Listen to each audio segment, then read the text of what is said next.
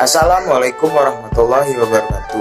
Perkenalkan, nama saya Abdullah Hijrat dengan NIM 2892150-237. Saya dari Fakultas Ekonomi dan Bisnis Prodi Manajemen.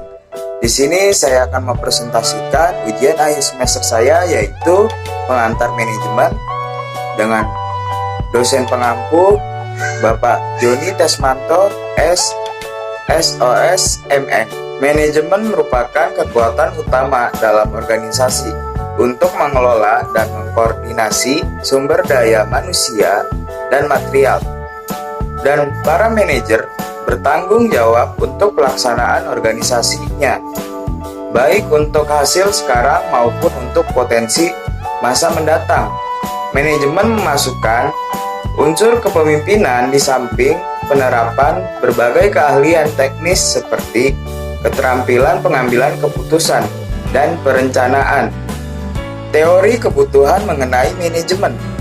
Abraham Maslow adalah seorang tokoh yang terkenal. Ia lahir pada tahun 1943. Ia memiliki sebuah teori yang terkenal dengan teori hierarki kebutuhan atau teori Maslow.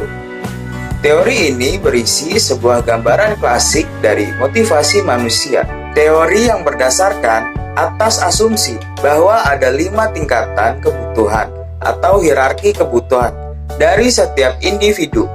Kebutuhan tersebut dapat digambarkan sebagai berikut. Yang pertama, kebutuhan fisiologis. Yang kedua, kebutuhan akan rasa aman. Yang ketiga, kebutuhan sosial. Yang keempat, kebutuhan esteem. Yang kelima, kebutuhan akan aktualisasi diri. Peran motivasi dan kepemimpinan dalam organisasi dan manajemen.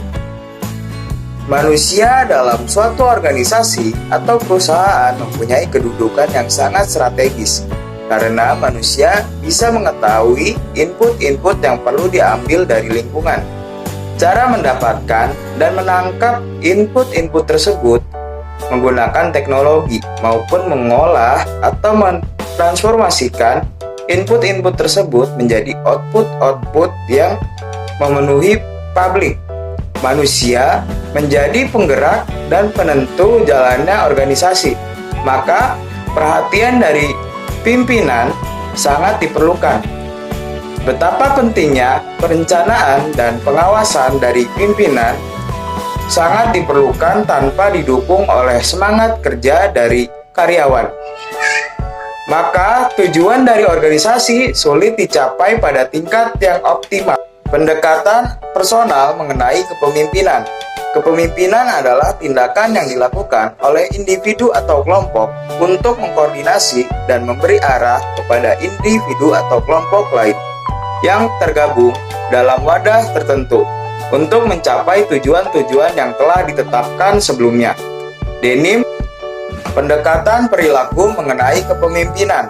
Pendekatan perilaku lebih memfokuskan kepada beberapa tindakan yang dilakukan oleh pemimpin, seperti bagaimana mereka melakukan delegasi, bagaimana mereka berkomunikasi dengan orang-orang, serta bagaimana mereka memotivasi para pegawai. Perilaku tidak seperti faktor personal, dapat dipelajari sehingga mereka yang mendapatkan pendidikan atau pelatihan yang memadai mengenai kepemimpinan akan mampu menjadi pemimpin yang efektif. Pendekatan perilaku mengenai kepemimpinan memfokuskan 2 aspek, yaitu fungsi-fungsi kepemimpinan dan gaya kepemimpinan.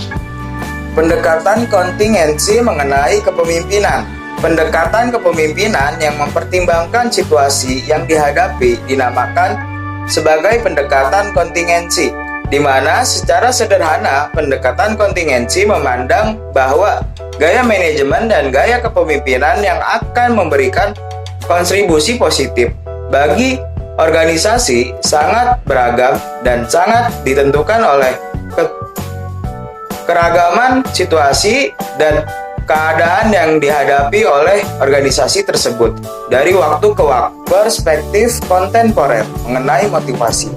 Ada 5 perspektif kontemporer mengenai motivasi, yaitu yang pertama, perspektif kebutuhan atau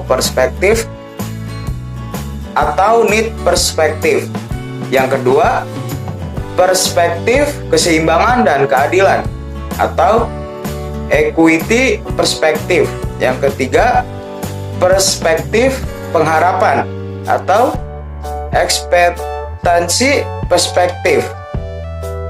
Yang keempat, perspektif penguatan atau reinforcement perspektif. Yang kelima, perspektif penyusunan tujuan atau goal setting teori. Kepemimpinan karismatik. Karismatik adalah daya tarik seseorang yang tidak bisa dibeli dengan apapun, karena itu merupakan pemberian Tuhan kepada seseorang. Itu adalah energi yang tidak nampak yang dimiliki seorang pemimpin karismatik, tetapi efeknya nyata. Hal inilah yang membuat para pengikutnya atau bawahan menjadi tertarik dan meyakini bahwa pimpinannya memiliki kelebihan yang luar biasa. Manajemen perilaku politis. Perilaku politik merupakan kegiatan yang tidak dipandang sebagai bagian dari peran formal seseorang di dalam organisasi, tetapi yang mempengaruhi atau berusaha mempengaruhi distribusi keuntungan dan kerugian di dalam organisasi. Perilaku politik yang berada di luar persyaratan kerja tertentu dari seseorang.